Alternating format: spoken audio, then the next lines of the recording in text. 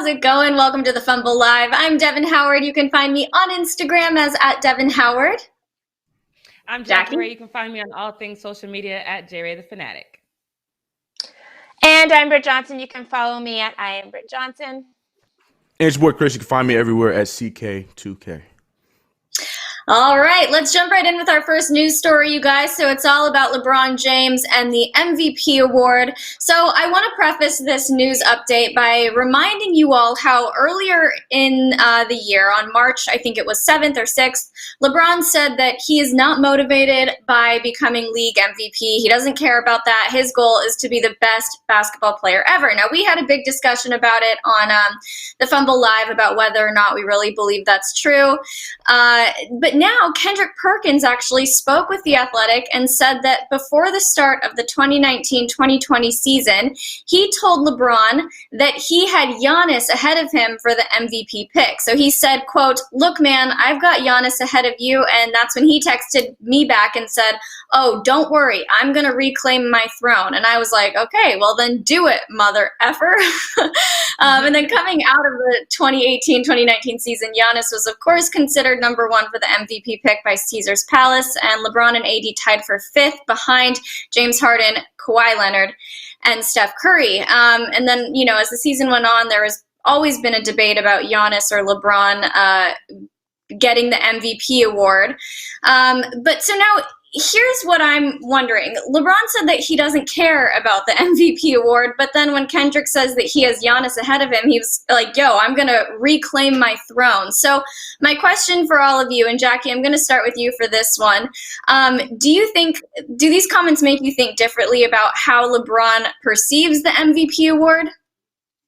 No, I don't think it makes me feel that he perceives it differently. I do kind of think this is like trash talk between friends. You know what I mean? This is something like, because in theory, I probably wouldn't care what other people say about me either. But if my best friend's like, yo, I feel like somebody's better than you, I'd be like, hold up. I'm gonna have to get that back. You know what I mean? So I think it's just trash talk. I think it's fun trash talk. I don't think, you know, LeBron is, again, 35. So I think that he would love to get the MVP. But at the end of the day, I don't think it matters to him as much as we would like to think it does. So are you surprised that Kendrick Perkins would think that Giannis deserves the award over LeBron? Britt, can you fill me in on your thoughts? No, because I think Giannis deserves the award over LeBron. So I feel like, why wouldn't other people think that? And obviously, this is just as friends, you kind of want to like push your friend to like work harder and be all he can be. So even if he didn't think that, just saying it, he knows it's going to push LeBron to like work harder for the season. So I get why he said it. Chris, I want to ask you that same question. Are you surprised by Kendrick Perkins' comments, or do you agree with Britt and Jackie in thinking that he was just kind of like testing his friend and, you know, making fun of LeBron, I guess? Yeah, no, that's just Kendrick. Kendrick's the kind of guy that he's gonna, you know, call his boys, especially being that he played with LeBron for a little bit. They're close and everything like that. I think it's just, you know, two homies going back and forth, and LeBron responded the way that I would expect him to respond because he knows that Giannis right now is overtaking him a little bit. So he's like, all right, cool, I'm gonna get that back. So yeah, I didn't take it as him being, you know, malice towards LBJ. I didn't see it like that.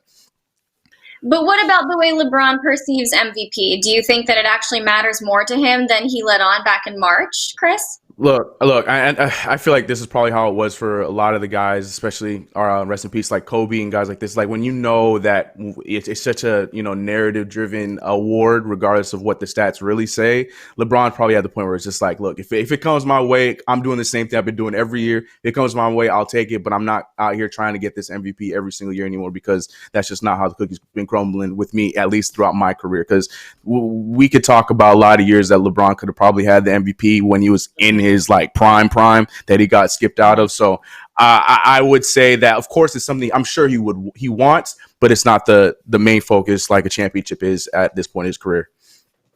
Well, I think comparing it to Kobe in that situation is totally different because Kobe only ended up getting one NBA MVP during his but that's what career, I'm saying. Right, but why? Has 4. That's what I meant, because Kobe was gypped out of a lot of MVPs too. That's what I'm saying. I'm sure that he's another one too that would probably have the same mindset. Like, look, I just want these championships because I can't control this MVP narrative anymore because I'm doing the right stuff, but y'all giving it to Steve Nash and Dirk Nowitzki when I'm out here putting out these teams I'm having. So that's what I meant more so than like the compare of how many MVPs they got. Yeah. Got it. It'd be like James Harden getting mad about it. He can't get mad about it. He knows he should have been MVP. James Harden's like, whatever, let me just play my best basketball. Y'all clearly don't like me. And just leave it at that. Yep. I want to shout out Pahokee Sports really quickly. He gave us $2 twice. $2 twice, $4 total. Thanks so much for that. Really nice of you. Okay, I'm going to jump into our next update, all about Steph Curry. So Maverick Carter, who is LeBron James' former manager, was talking about The Last Dance and discussing how even though Michael Jordan was this huge, amazing talent, he needed Scottie Pippen. And then he compared that to the Warriors today and said, the world knows Steph can't play defense. I'm 38. I haven't played a decent game of basketball in 18 years, but Steph would have trouble guarding me. He then tried to kind of soften his comments a little bit and said, Steph is the greatest shooter in the world. When he gets rolling, you can't stop him. He can hit any shot from anywhere on the court, and he's actually really good off the ball on defense. He's a good steal artist, but he needs Clay and Draymond to kind of cover everything else so that he can do his thing. So he basically said that Steph is entirely dependent on Clay and Draymond, and I don't really think that Steph would deny that basketball is a group effort. It's not a one-man show, but he did respond to Maverick Carter's comments saying, quote, I don't get bent out of shape about things I can't control. If you're doing something great, no matter what it is, they're coming for you. So I have no problem with letting stuff live. People who actually know what they're talking about, they're going to speak facts and truth. When I'm done playing and retired, there will still be haters. He also had this quote that I'm going to play for you from the interview. Very interesting. Leo, can you put it up there? It's stupid if you saying something to try to use my name to either get some pub or some heat or some clicks or whatever it is. So I have no problem like letting stuff live, knowing that people who actually know what they're talking about, they're gonna speak facts and truth. When I'm done playing and retired, there's still gonna be haters, and it's still the hate's always louder than the praise at times. All right, so he said you're stupid, basically. So he kind of had a pretty firm response, but I'm curious, do you guys agree with Maverick Carter's comments? Britt, can you start? I mean, why do we talk about Maverick Carter? Because he's BFFs with like LeBron James. Like, you know, like I feel like that's the only reason why we even really like talk about him. And I feel like for Steph Curry, I've said this before, Steph does like, to me, if you lead the league in steals several seasons, like that is defense. Like I don't understand why leading the league in steals is not defense. Like it still is a defensive move. So like maybe he's not obviously getting like the rebounds or whatever that people may want him to get, but I just feel like he does play defense sometimes. Sometimes he doesn't need to play defense. If you have a guy that's outside shooting or whatever, and you got Draymond underneath the basket, that's what it is. That's your guys' play. Like everybody doesn't have to do every single thing all the time. Like Michael Jordan didn't really have great assists or rebounds, but he also was like all defensive team like a bunch of times too, and he won the Defensive Player of the Year award. So like people are going to do what they're going to do in their scheme of what their coach has them to do. And if he doesn't have to like play defense all the time and they're still winning because of it, who cares? I could see if maybe they are on a winning team and they're losing all the time, then you want to check somebody for not doing something. But whatever the Warriors have been doing has clearly been working. So I don't even know what the hate's about. Yeah. So, Chris, I want to ask you if you think people downplay Steph's defense more than they really should.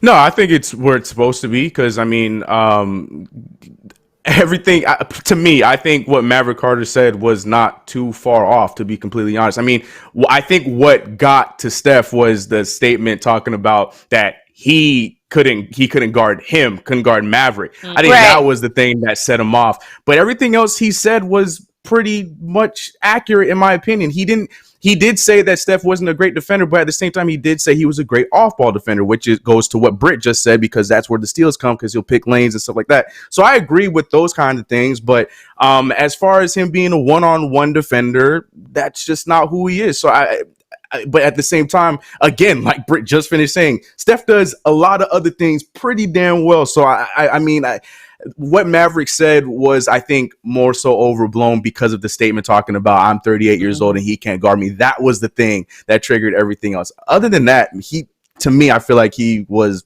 pretty factual with everything he said. So the one-on-one defense, I agree. I don't think he's the best, but that doesn't mean that he's a terrible defender. Right. Okay, so Jackie, I want to hear your thoughts, but before, I just want to ask you, Chris, really quickly, if Maverick and Steph did go one-on-one, do you really think Steph couldn't handle it? Stop. Go to Jackie. I'm not entertaining that. Stop it. No, I'm not entertaining that. Maverick will get one dribble. Maverick will maybe get one dribble in. That's it. Before he threw out a hip or something, stop it. Stop.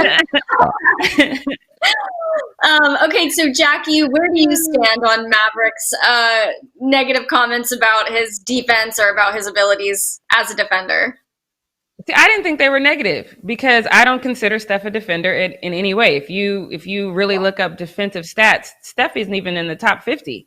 So I definitely don't think he's a defender by any stretch of the imagination. I think he is a smart player in that he kind of knows he can't defend, which is what makes him good off ball, because you can watch Steph all day. He will sit back. He is not doing no half court, no full court pressure. He's not going to D you up one-on-one. He's not going to do that, but he's going to wait and lay off in the cut until he can steal the ball.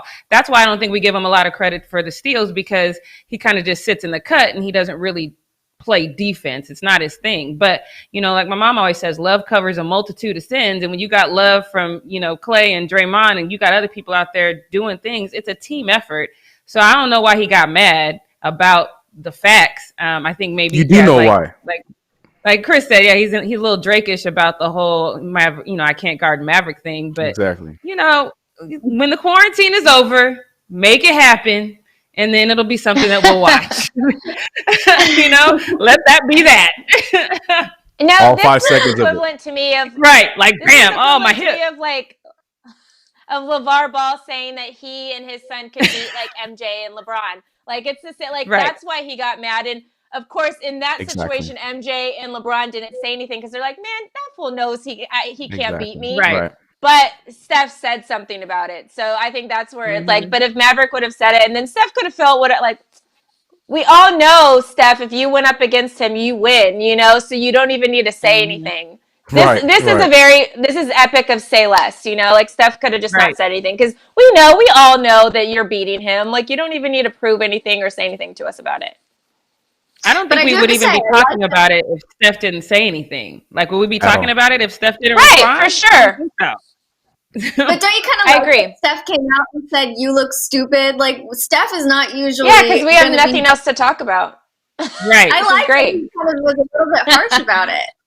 But if it was basketball as usual, I would think, Steph, why you looking so soft right now? You should stop it. You look a little soft. You look like you're in your feelings. It's not a good look. I'll give Steph the benefit of the doubt and believe that if basketball was going on right now, Steph would have left it alone. I'm gonna give him the benefit of the doubt on that one. I think he wouldn't have said anything. It's basketball. He's like, I think he's like, excuse me, sir, I'm busy over here in a playoff game. So right.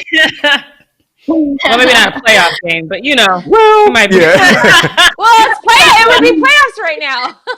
Yeah, but he wouldn't be in them. Golden State Warriors, they're like, that number 1 pick. Sorry.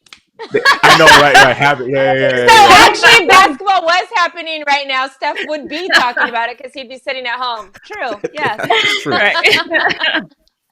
You forgot that the Warriors are horrible this season. Yeah. Right. Because he's not playing. Yeah. Okay, let's jump into our next story, all about Kawhi. So he actually lost that lawsuit against Nike regarding his claw logo. According to TMZ Sports, the judge presiding over the lawsuit ruled that, quote, Nike's design is an independent piece of intellectual property put together by its team of designers, and it is distinct from Leonard's early sketch of the idea, meaning he doesn't own it. So the judge dismissed his complaint. So Kawhi said that he came up with that logo back in college in 2009 or 2009 through 2011 and said that he should have the rights to it. But Nike issued him a cease and desist in 2018 saying that they own the copyright. Nike also countersued Kawhi saying that the design their designers put together was different from the rough sketch that he designed in 2011. Britt, I know you're a big Kawhi fan, so should he have the rights to that logo? No. I mean, and then, like, I think it's cool that he, like, tried to go up against a giant company like Nike, but it wasn't going to happen. Nike's going to win regardless. Even if you did come up with something first, Nike's going to win it, unfortunately. So, but nice try, though. Jackie, are you surprised by this news at all?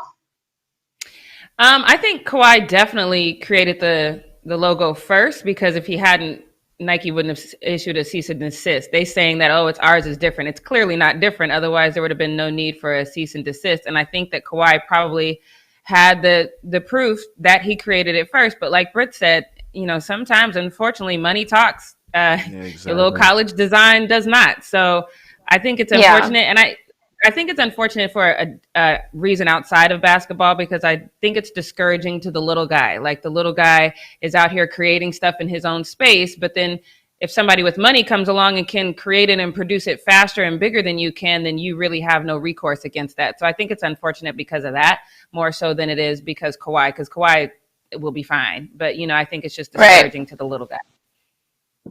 So what do you guys even think that Nike will do with this logo then? Chris, what are your thoughts? I think it's just to say that how we have it, you can't use it. I think that's literally all it is. Because what else are they going to do? Because Kawhi is a few years removed from being with Nike. It's just because they still have other merchandise out there that had the Kawhi stuff on there. So they're just trying to secure that bag. But I honestly, it's just... Nike, we got money, and that's all I can see. I don't know what they can't release anything else. He's New Balance now, so now Kawhi got to use his right hand, I guess. I don't know what he's going to do now to make the new logo. I don't know what he's going to try to do, but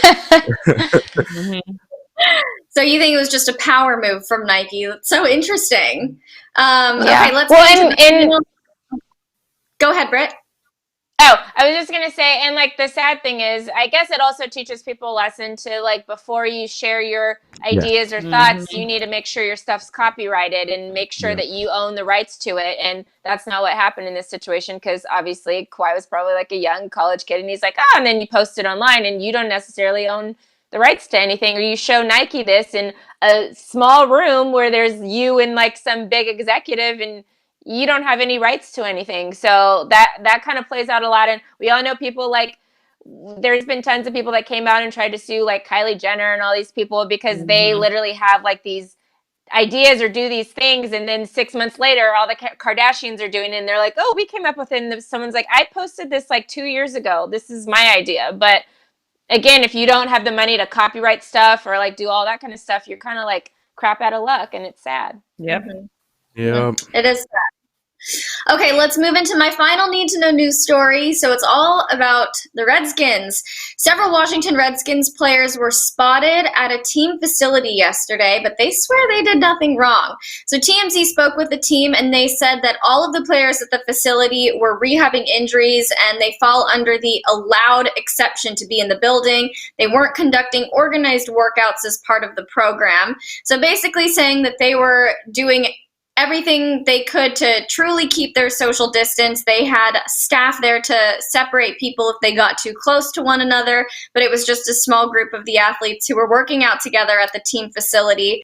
Of course, people had a lot of stuff to say about this, the same as it was with Des Bryant and Dak Prescott, with everybody getting together when they really aren't supposed to be, but the Redskins insist that they were doing nothing wrong and they were maintaining social distance like guidelines. So what I want to know from you guys is, did they do something wrong? Jackie, can you start? Why you start with me? So this is the team that it sits bad with me all the way around. This is the same people that say we swear we're doing nothing wrong, when an entire group of people say, hey, can you stop using this racist name in your name? And now everyone else goes out and practices, and they say, oh, we're sorry, we did this. And then here we go again. Washington is like, we swear we did nothing wrong.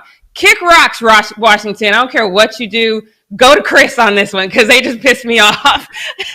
I have to say, it feels awkward even talking about them and using their team name. Like it feels Every time. This feels I don't like on every single podcast I do not. I say Washington. I am not using that racist name just because you are deciding to tell a group of people, hey, we know you think it's bad, but we think it's okay, so we're going to rock with it. Screw you. Tell the people you're talking about, mind you. Right. That your use of what you're calling them is not racist. Yeah. Right. Yeah, no. Kick rocks, Washington.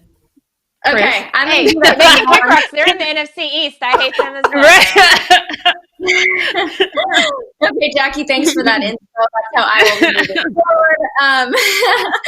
So, are they doing something wrong by, having these players at the team facility, but keeping them 6 to 10 feet apart? Is that okay, do you think?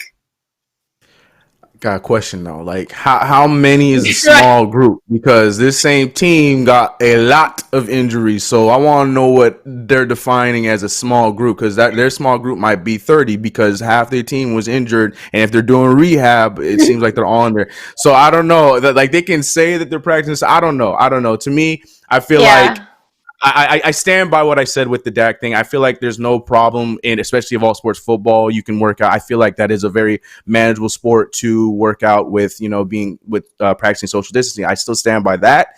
But I want to know as far as rehab, because rehab is a lot of stretching, a lot of, touching, a lot of closeness, a lot of stuff like that. So I need a little bit more detail before I can go in and try and defend this organization. Because like Jackie just said, not easy to defend them. That being said, trade away Dwayne Haskins so Dwayne Haskins can have a good future. That's all I have to say. Yes. Well, do you think that if Washington is doing this and, getting together at the team facility, that other teams should or will be able to do that as well, or might be able to do that? What do you think, Britt? Well, that is the rule right now. Like, if you are injured, you can go to your facility. That's across the league. It's the rule. So every team can do that, and every team probably has been doing it. The only difference is here is somebody isn't in the facility taking pictures of it. So somebody was on their practice field taking pictures. I counted the people in the photo. There were 9 players that were in the photo, including whoever took it, whatever. But they were all kind of like little spread out amongst the field, So you're on the practice field. It's not like you're in some, when they go in the room where they're all getting stretched out and massaged or whatever. They weren't in there all at the same time together. They were on the field, their practice field, which is enclosed, yes, but it's football size, regular 100-yard field or whatever. So I'm okay with this. We got to get back to sports in some kind of way. And they are following the rules. The rules state that if you are an injured guy, you can go to the facility to work out with whatever the trainers are doing or whatever the case is. These guys, as of now, football is still supposed to go as status quo and supposed to start when it's supposed to start. So you can't expect these guys to not be able to work out with their trainers and try to get healthy for this upcoming season and possibly end up getting cut because they're hurt or something like that, especially with football. The football salaries are not guaranteed money, even if when it says guaranteed money. We all learned that last year with Antonio Brown. Mm-hmm. Guaranteed money is not guaranteed money. So to not give these players the opportunity to make sure they rehab themselves in order to be ready for next season would be crazy, which is why they have the rule. And I do think all 32 teams are doing this. They're just not posting pictures about it. Because they're smart. Yeah, right. I think it's better to keep that off of social media just while things are a little bit sensitive right now. All right, well, that wraps up my segment, you guys. So, Chris, I'm handing it to you. Ooh, it is time for Post Up with your boy Chris, Quarantine Edition. We got a little bit of an update. Yesterday we started up talking about Russell Westbrook, and when he was talking to Jimmy Fallon on the Tonight Show Home Edition, he said that he's ready if the season started tomorrow. Well, he backed it up because right after that, we saw a video of his workout go live. And let me tell you, man, anytime I see any kind of beach or sand workouts and they're moving with this amount of quickness and this amount of, you can't hear, I mean, maybe you can hear the grunts, and then the coach is not making it any better by, telling them left, right, straight, quickly, go, this, do that, somersault, backflip, call your mama, whatever it is, those kind of things just make it so much better. Call your mama. And, hey, man, you never know. Those coaches unpredictable. But yeah, look, all I'm saying is Russell Westbrook is out here backing up what he said, because let me tell you, he does look ready. Because if you can do all this stuff in the sand, let me tell you, you'll be able to do it real easy on the hardwood. So shout out to Russell Westbrook. None of us in here actually doubted him when we talked about it yesterday. To nobody's surprise, it's Russell Westbrook. This does what Russell does and just backs up his talk when he didn't need it. I have a question. Is this man Please. getting ready for the NFL or the NBA? Because he That's what everyone was saying. swole to me. Like, he was putting in that work, doing those like cornerback drills and everything. But here's the thing, Britt. You know the thing. Here's the thing, Britt. In Houston, they ain't got center, so he's getting ready to play that big man possession because they ain't got a center in Houston. So he's got to play center. So he's going against these big dudes. So he's just getting ready for that. PJ Tucker needs some help. The point guard is now moved to the center. Yes, Right. Yeah. But Russell Westbrook looking swole and ready to go. On to this next one. Tom Brady. Now, a lot of us here are very critical of Tom Brady, and I will be the first to admit that comedy to me comes first in a lot of situations when it comes to hate, especially if it's just sports. It's only hate because of the sports, not because of them personally. So comedy, if I find something funny, I'll give it a pass. And Tom Brady, in his post, once the news came out that Gronk would be a Tampa Bay Buccaneer with him, this post came up from Tom Brady's IG account, and I gotta admit, made me chuckle a little bit, just a little bit. Just give him a little, huh. That's why I gave him like a little Kawhi, and then just and left him alone after that. But here's the video of Tom Brady bringing in Gronk.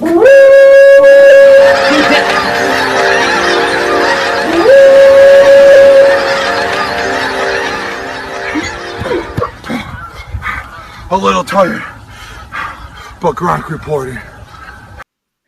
I just love how Gronk went full Hulk. A little tired, but Gronk reporting.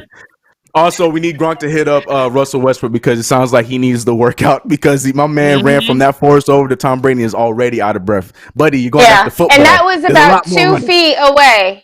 Exactly. Right. You're going back to football, buddy. You got to get that together. In that Tampa Bay thick heat. Oh, yeah, you got to get that stuff together, my guy.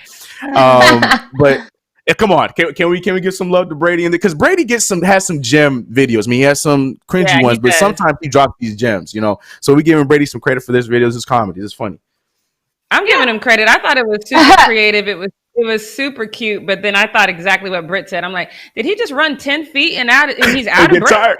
Like literally 10 steps and like, whoo, and it wasn't acting. My man couldn't breathe. Nope, that was all real. What I want to know is when did they film this? Now. I think they filmed it last season, actually. They filmed it last season. They were not. That's what I said. I was like, they were 2 feet away. Oh, I thought you were saying the forest was 2 feet away. I was like, yeah. Oh, no. They were 2 feet away, and I was not like, we want to talk about all these other teams, and you guys want to talk about Dak and Dez. Those guys were not social distancing. I was talking about the run, but yes, Britt is right on that. You are very, very, very right. And when I saw comments, there wasn't any talk about you. Right. Britt's out here saying that same Britt's Brady. Yesterday, I just talked about it on Britt's take.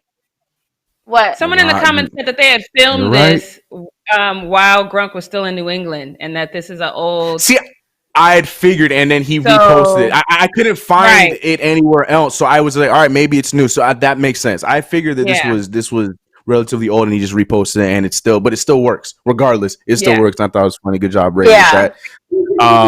Moving on. Oh gosh, do we have to talk about this? I saw this yesterday too, and you guys see the thumbnail, okay? And I saw a lot of people at the beginning of the show talking about Beyonce. Why are we talking about Beyonce? Well, this is why we're talking about Beyonce, okay?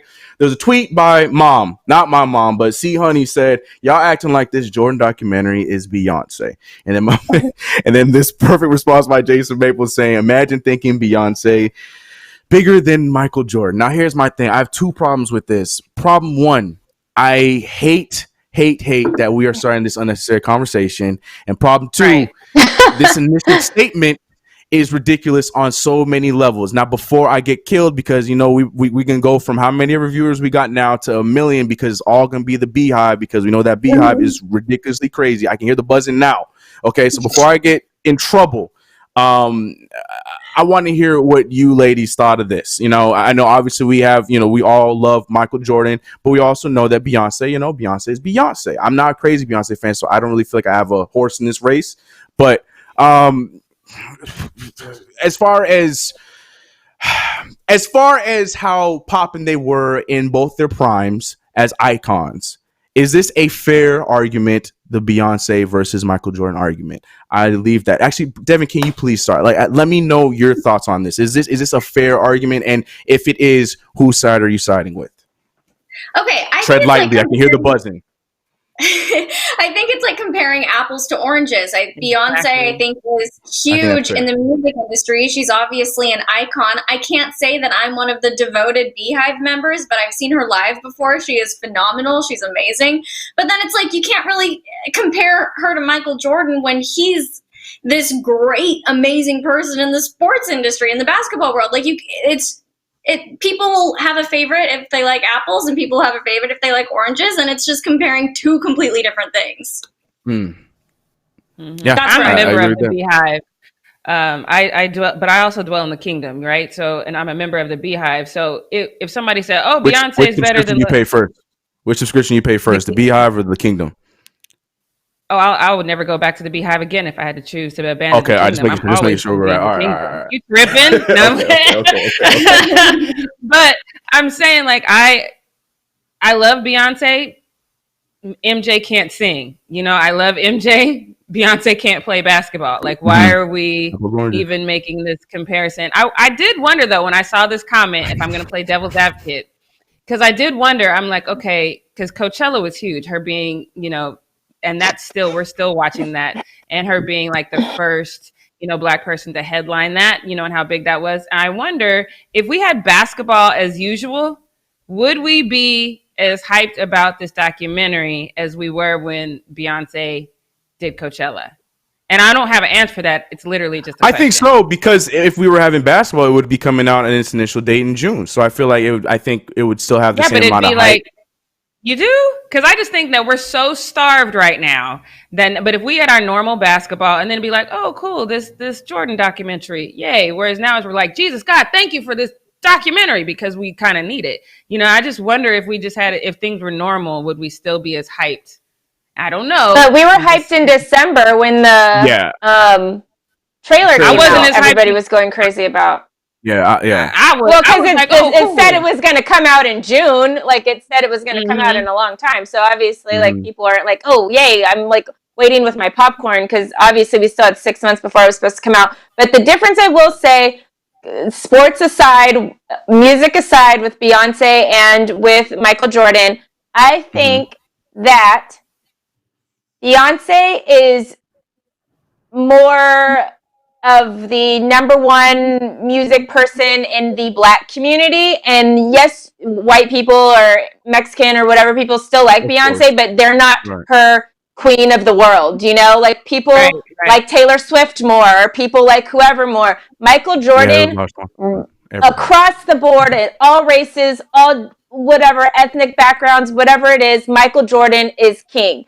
So that is where I feel different with the Beyonce and the Michael Jordan thing. And I would feel like, yes, Beyonce is not Michael Jordan, because I would say maybe more Michael Jackson would be like Jordan, because Michael Jackson was loved. Doesn't matter your race, your color, whatever. Everybody knew he's the king of pop and nobody questioned it. But if you go talking about Beyonce and you go to a different group, people would say Taylor Swift, or people would say like Ariana Grande or whoever. They think she's better than Beyonce. But amongst obviously like Black Twitter and the Black community or whatever, like Beyonce is the queen, but Michael Jordan is a level up as far as like he's the king for everybody, So I would say that's the difference. But obviously both are great and amazing at what they do. But I would say that would be the difference in why you would say like Jordan and Beyonce aren't on the same level like that. I like that. I'm going to put my church finger up, and because I don't know too many Black people that think Jordan represents for the culture. And we had him say that. People literally specifically said that when he spoke at Kobe's memorial service, and people said, oh, we really needed to hear that from him, because we haven't really seen you represent for the culture. We have stories about how Michael is really not down for. Yeah, Black people. nobody was talking about him representing for the culture, but I'm not going to give fandom. Do black guys not wait in line for hours and days for Jordans? Do they not do that? That is still the number one selling shoe. Yeah, do they not? People have killed each other over Jordans.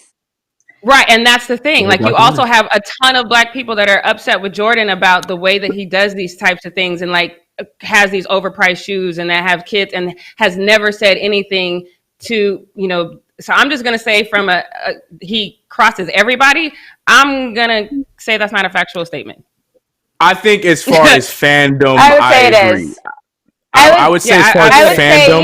It's fandom. That's what I was talking about. Like, nobody said everybody likes Michael Jackson, but people still think Jordan's the GOAT regardless of if you personally like the guy. I wasn't talking about personally liking somebody, or like if you feel like he aided to every single culture and like, oh, he made this culture great by doing this and that. I wasn't saying anything on that thing at all. Like, that's totally different conversation, because I would have brought LeBron into that more than Michael Jordan. That's totally different conversation. I'm talking about has fans on all cross boards where everybody across the board is saying that this guy is the greatest basketball player.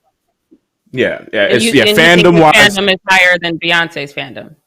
I think with the way Britt described it, fandom wise, yes. I think Michael reached so many others, and they all looked at him as like, you know, he is the best at basketball, whatever it is, compared to Beyonce. Everyone loves Beyonce, yes, but you know, the Black community, they'll be like, Beyonce, like, my favorite singer is Beyonce, and then so on and so forth. But then you go to, like, you know, any other culture or whatever, they'll go somewhere else first, and then like Beyonce's up there for sure. I think fandom wise, yes, I agree with that. As far as like, you know, doing for the community, that's a conversation I'm with you on 100% on, Jackie, because you know, there's a quote out there by Michael Jordan and kids, and I say it every single time, and you know, we know that that's a thing, right? So we know that's real too. Yeah.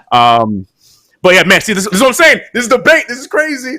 I didn't even mention this topic around my girlfriend, because she probably because she knows I'm watching this Michael Jordan documentary. She could care less. She's like, Beyonce, what? You can do it. Set the camera up. Mention this around your girlfriend, so we have something to watch, please and thank you. And on that note, all right. Moving on. And I see the chat going back and forth, and I see you. I think it was Daryl or Darnell who's in there putting the B emoji. Like, you, I get it. You're haha, so funny. Anyways, moving on. We got the NFL draft starting tonight, guys. Exciting stuff. I'm looking forward to it. I'm really curious to see what they're gonna do. Right. I'm really curious to see how it's gonna go. Yeah, I'm always excited about the draft, girl. It's still the draft, man. You're seeing these kids go to the I'm still excited about it too. Even though we got, you know, later round pick regardless. But somebody I've been slowly learning to love more and more each day is this boy, Joe Burrow, who is most likely going to be going number 1 overall Cincinnati. I love this dude's swag. But now he's out here being tested on his hoop game. As you're seeing right now, this is not your favorite three-point shooter in the NBA. Oh, no. This is Joe Burrow, quarterback from LSU, getting buckets on the most crooked rim I have ever seen in my entire life. Now, a few days ago, he did an interview with Taylor Rooks on Bleacher Report, and she was asking about, you know, him in basketball and if he could play basketball. And he told her, you know, I could spot up in the corner and get up to, you know, about around 12 to 15 points a game. Well, this video dropped yesterday, and it didn't drop yesterday. It was brought back up or a few days ago, and people were looking at him like, yo, man, Joe Burrow got buckets, da-da-da-da. And I just saw all the memes of Joe Burrow, you know, the cigar meme, him, you know, winking, just like the swag just drips off of Joe Burrow. And I'm loving this kid more and more each day. I mean, maybe it's, you know, because the LSU, you know what I'm saying, and the swaggy coming from the South, maybe that's what it is. But I love this. I think he can go get some buckets in the league. I think he should be, I know he's a quarterback. We used to see football players go to it. I think they should, you know, give him a light little invite to the celebrity game next year. And he does exactly that. Doesn't do any contact. Just go to those corners and get those buckets and see if he lives up to this 12 or 15. But yeah, I'm all about it. I'm all about Joe Burrow getting those buckets on that crooked rim. Go Joe Burrow. Yeah. They're not going to let that happen. You remember when Patrick Mahomes tried to play basketball and they suspended him? But like Joe Burrow was like a star basketball player in high school. He was like first team all-state. Like he was the truth in high school. So I didn't know that. I could see him like switching around. Yeah. And the thing is too, like, it's one thing when you're a player from another sport and you can play, but your shot is ugly. Joe Burrow got a nice little goose on the shot, and man, go ahead, Joe Burrow. I like it. I'm with it. All right, moving on to Cristiano Ronaldo, who is known to many as the soccer star that whenever you see a highlight of him, he's just out there, goals. And okay, let's be real. Whenever you're hearing about Cristiano Ronaldo, it's who he's dating, who's the girl he's talking to. That's really what it is with him. But he is one of the biggest soccer stars. He's probably one of the biggest athletes in the world. And he believes that he needs to complete the Cristiano Ronaldo football or soccer puzzle. He needs to come to America and take over America and win over the American fans. That's what he's saying. He is thinking about making the move out here to the MLS. Let me read the quote. He said the next, or this was actually coming from somebody from Bleacher Report, who said the next stop for him to take over the world, and that means winning over America. It could be Miami or LA. I've heard several times it's something he fancies. Now, this is not an uncommon thing. A lot of these high profile stars that play soccer overseas, they make their last stop the MLS. We've seen David Beckham, one of my favorite, my favorite soccer player of all time is Thierry Henry. He played for Arsenal. He came over and played for the New York Red Bulls too, which was dope. Wayne Rooney, Zlatan, who we just saw, all these guys. Chicharito's here now, and now his next step, or is thinking that after Juventus, his next step would be at the MLS. I think that would be dope. MLS needs it. It's a nice little retirement tour for these soccer players. I think it would be cool, and it would give us some more stories because we're going to see what celebrities he goes through as he's out here. I know he is supposed to be in a relationship, but let's be real, it's Cristiano Ronaldo. All right. But I think that's cool. I think that'd be pretty cool. Especially if he comes to LA, that'd be dope. Good for him. Hopefully, there's two. There's two teams out here in LA, so exactly, that's true. Yeah, man. And one of them's owned by Magic, and the other one's out here winning games in the Galaxy. But we'll see. That'd be dope. That'd be cool.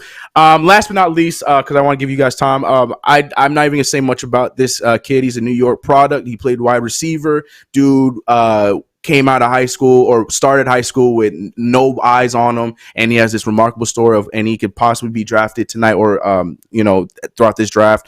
And he dropped this really inspirational story on his TikTok, but then it was eventually seen on Instagram. So I'm not saying anything else. Check out this video from the guy, wide receiver Jelani Green. I'm gonna show you how great I am. This kid's gonna be somebody better than anybody ever knew. I'm gonna show you how great I am.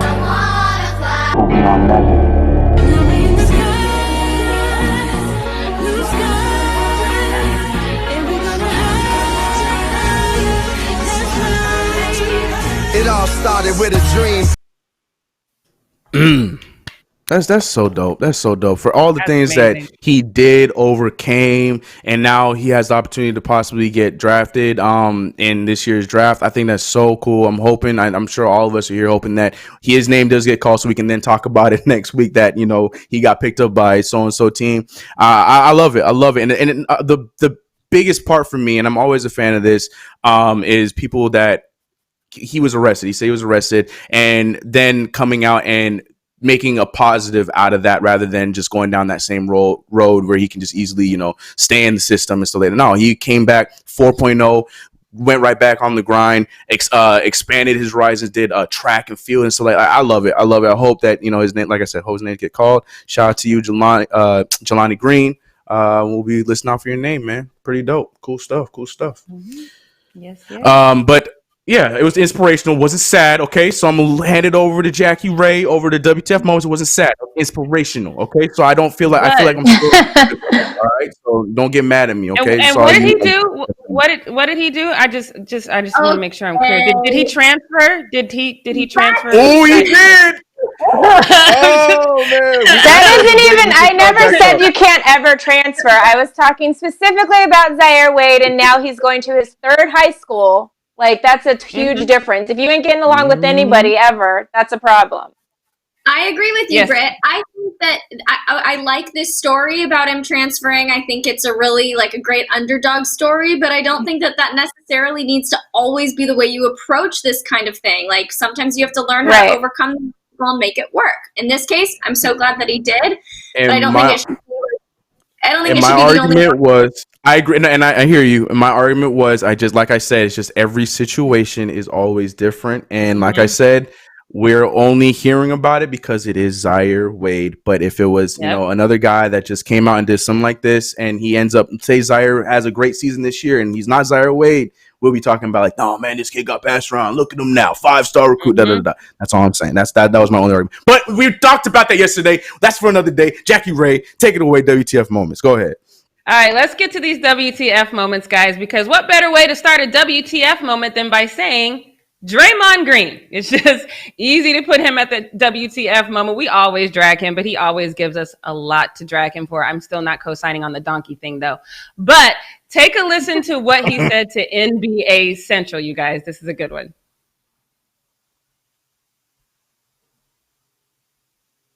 Like, oh man, you struggle without Steph Curry. Like, yo, Michael Jordan struggled without Scottie. They can shut the hell up talking to me. Exactly. That's a great point. Like, they be at my neck like, yo. So, of course, he said, look, Jordan struggled without Scottie Pippen. Look, yeah, I could struggle without my guys. And of course, immediately everyone drug him and said, oh, how dare he compare himself to Michael Jordan? There's no comparison at all. And that's because people hear what they want to hear, because that's not what he's saying. He's literally saying this man who was considered the GOAT needed a wing person. I need my guys as well. And I think Draymond's a little different. He knows his role. He's not trying to be a superstar. He's just saying, yes, I need my team. I didn't think he said anything crazy, but man, Twitter was on fire. I got to ask you, Chris, did you think it was worth the dragging? Because they drug him.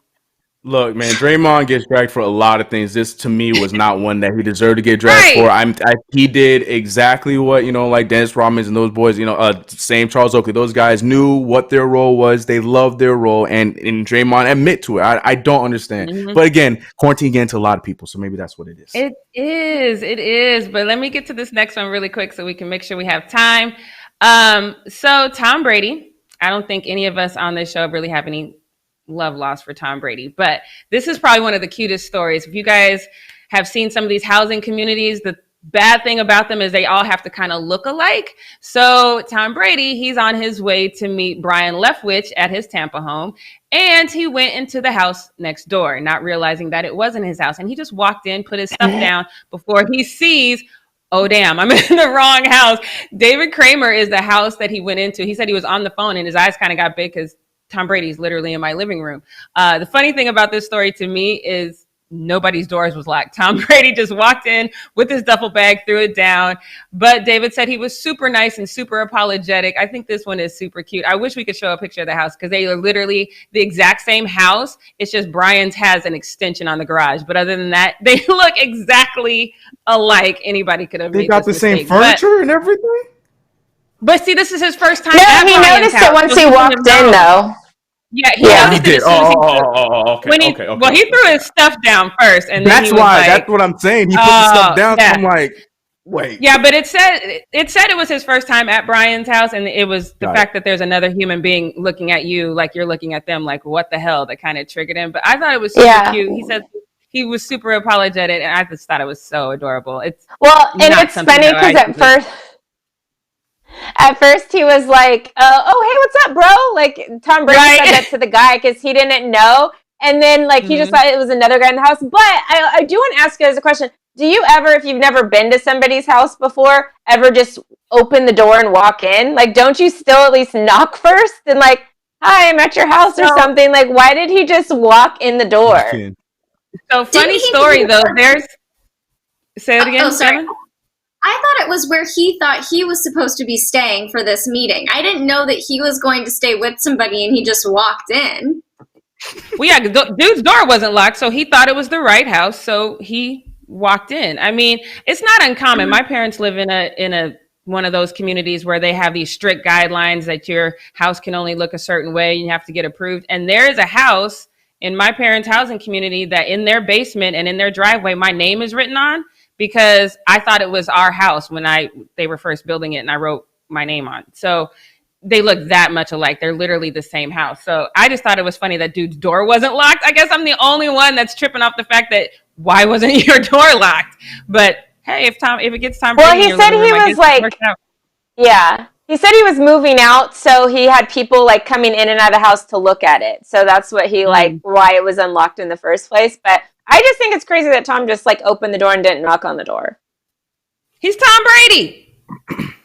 Right? No, that ain't your house. You don't just even my friends know they're coming over my house. They don't just open my door. They still like knock on the door like, hey, I'm at the door or something like. So if I said, hey, Britt, come on over, but I'm going to leave the door unlocked, you'd still knock first or you just walk on in? Well, if you said I'm leaving the door unlocked, just come on in or something. But I don't know that was even mentioned that happened. I don't know. That's I have so to assume that because otherwise that is just weird. Your door's unlocked and Tom Brady's like, this is where I'm supposed to be. I'm watching. Right. And now the whole thing is just weird. All right, but that's all I got. So let's get over to Britt's takes. What's up, guys? So this person usually doesn't get any like WTF kind of things. He's a guy that he's very smart. Everyone kind of listens to what he says. He graduated like top of the class when he was in college.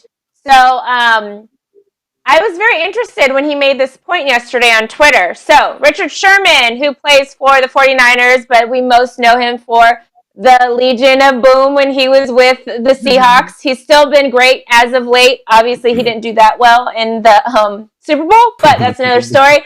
But Richard Sherman tweeted this out yesterday, and I literally was looking at like, wow, like this is a really interesting point because we've been talking about this. He said, question, what happens if they never find a vaccine for COVID-19? There is no guarantee of that, so then what? Seems like a fair question to ask the folks in charge. Now, I take this statement along with something that we talked about a few weeks ago here on the channel. I remember mentioning the fact, I don't know if it was ESPN or Fox still, but they did a social media thing on Twitter, a poll where they said, if you're allowed to go back to watch sports, are you going to go back and be in the stands, or are you going to wait for a vaccine and for this mandated everyone has to get a vaccine before we can go to large things?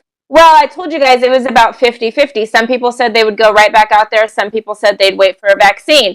So, of those people that said that they were going to wait for a vaccine, now I'm just like, what if there isn't a vaccine soon? What happens? Like, we have diseases still, viruses still, like HIV. HIV's been around for over 30 years now. They still don't have a vaccine for it. The flu vaccine, they have to redo a new vaccine every year, and I'm sorry, I'm one of those people that don't think the flu vaccine works. Like, people still get the flu. Like, people are still sick all the time. It's still one of the leading causes of death in this country is the flu. So, what if we get to that point with this COVID-19 to where there's not a vaccine relatively soon? They said it could take they have to do like about a year of testing before they can actually release it to the public anyway. So with that, I'm wondering all of these questions about, well, what's going to happen with sports then? Like, are we just never going to be able to watch sports like we do? Like, are we going to have to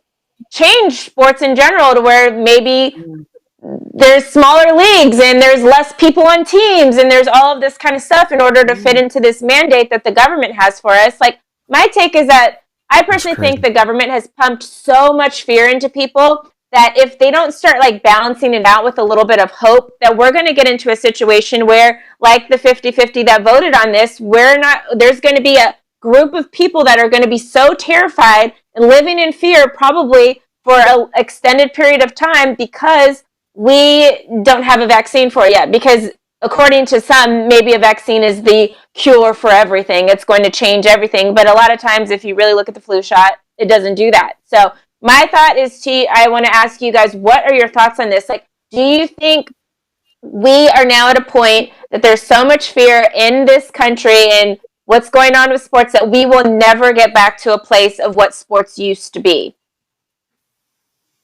I think that we will get back to I think that we'll get back to a place where sports are what they used to be. I think right now, I'm like with you guys, I don't get the flu vaccine ever. I've never gotten it in my entire life, and I rarely ever even get flu-like symptoms. I think that with the coronavirus, what's the scariest thing about it is the novelty of it and how they're still trying to understand how it spreads. With the flu, it's a controlled disease. It's something that we like understand and for the most part, and we know how it works and how it spreads. But coronavirus is like popping up, popped up in tigers at the Bronx Zoo. I don't know if you guys heard that. So I think it's the novelty of it. Once they understand the spread and transmission of it, I feel like it'll be easier to go back into a normal life. But I could be wrong. I hope that we're going to be able to get back to a place where we were so that people aren't afraid to go to sporting events or concerts or festivals or whatever it is. It's just going to take some time for people to understand it. At least that's what I think. I mean, I'm like obsessed with this, situation with the coronavirus. So I do a lot of reading, a lot of watching, and I have 3 friends that are healthcare providers. One at the Kaiser down here in Hollywood, and it's difficult for me to really process this whole situation when you have healthcare professionals that are saying, it's not at all as bad as people are saying it is. But then when you watch CNN and you say, oh, but we're taking bodies out by in truckloads. And it's like, well, which one is it? You know what I mean? And then, right. And then, like I told you guys, my brother got it and it was like, okay, a 4-week thing. And then he recovered. Okay. And so I would never get vaccinated, like under any stretch of the imagination. And then you have people like me who are just like, no, absolutely not. And then you have the people like in Huntington Beach out here who are protesting the lockdown. And if we do let people out early, does that mean we're going to see another spike? Do we not let people into stadiums if they haven't been vaccinated? How do you regulate that? I don't know, to be honest with you. I think it's going to be at some point the saying, the truth will set you free. I think if maybe the government would tell us the truth, because clearly what we're receiving is not 100% we're not getting everything. Right? So, So if you would tell people the truth and if you would be honest about it, the recovery rate is actually higher than the death rate, but we only hear about the deaths. We don't talk about that. We don't talk about that. So if you were a little bit more honest about it, the fear would go away. And then I think we could reach normalcy sooner. So there has to be some sort of benefit to perpetuate this lie, right? So if that lie is financially beneficial, we might not ever get the truth. And then that kind of impacts everything else. How soon people go back to work. Do we go into sporting events? Like Britt said, that would be crazy if all of a sudden we had to have smaller teams. You'd have to literally change the game as we know it. Yeah. If all of a sudden we have to say, okay, we need a smaller team just to make sure we're keeping these. Like it would affect everything. It's crazy. Like even arena ball does 7-on-7 instead, like they have a smaller thing. Like what if football changed to basically like everyone's doing arena ball and it's on a 50-yard field instead of 100 and all of this kind of stuff. It's like literally crazy. And I agree with you, Jackie, with like the numbers thing. Like even if people, I watched this thing, this doctor was saying like, no, somebody basically had severe pneumonia and was going to die. And then they also ended up getting COVID-19. So they put the cause of death as COVID-19, but really they died from pneumonia or like whatever the case. Right. So there are all these skewed numbers with the amount of deaths and stuff because people are actually dying from other things. But if they had, like Jackie made the perfect example the other day, if somebody gets COVID-19 and gets in a car accident, the cause of death is COVID-19, so like they're doing skewed numbers like that. And then we also don't know, can we go outside? Should we stay inside? Wait, are we doing herd immunity? Are we not doing this? Like, is it going to change when it gets hot? Like nobody knows anything and nobody's telling us the truth about everything. So it's created this fear. And I think we need a little bit of like, where's the hope part? Where's the survivor list? And where's if this happens, whatever, like, I don't know. Chris, do you have anything to add? You took the words right. I was going to talk about the fact and that we talk so much about the negative, and like you said, it's being sensationalized and it is. It's a scary thing because it's so unknown and blah blah blah. But at the same time, there is still positives coming from it because we don't focus, on the, the people that are recovering, that are, I understand we talk about the age and this and that, but there are positives that are coming from it. Obviously, it's still unknown. We don't know how to prevent, how to stop and stuff like that, obviously, other than like masks, but as far as sports and things like that. But that's why I've moved away from the conversation of we can't have sports until there's a vaccine to at least if we can just at least have tests at this point, at least have at a point where we can see who's got it and then go from there, and then try trickle into playing the games and playing the sports and taking out those that might still have, whether they have symptoms or not, that don't have it and they can't spread it. And I try to start that, but it's such a loaded question, because as long as, you know, news and media and stuff like that are going to be pushing it that, you know, this is going to happen if you don't do this. This is scary because this 9-year-old died of the coronavirus. This and that, those kind of things are just going to prevent people from ever wanting to live life again until there is a vaccine, just like there is a vaccine right now out for AIDS. You know what I'm saying? So it's like we don't know. Richard Sherman, that's such a good point that I didn't even think about. He's such a smart man. Yeah. I feel like one thing that I just want to add, well, first of all, Christian Orr gave us $1.99. He also mentioned that we don't discuss the recovery rate. So thanks for that, Christian. Also good point there. One thing that I do think may happen in the future, since the recovery rate for healthy people is generally pretty good, I think that it might just be something that people who have compromised immune systems will just need to take extra caution for if they are wanting to go to big sporting events. I don't think that they'll make a vaccine a requirement to enter an arena. I just don't see that happening. Probably people who are more susceptible to suffering and potentially dying from coronavirus will need to be prepared to, you know, handle that when they go into an arena. But you guys, that's our show for the day. So let's wrap it up. We'll be back again tomorrow, 11 a.m. Pacific Standard Time. Don't forget to subscribe, tap the bell, hit the thumbs up button, and we'll see you guys tomorrow. Bye.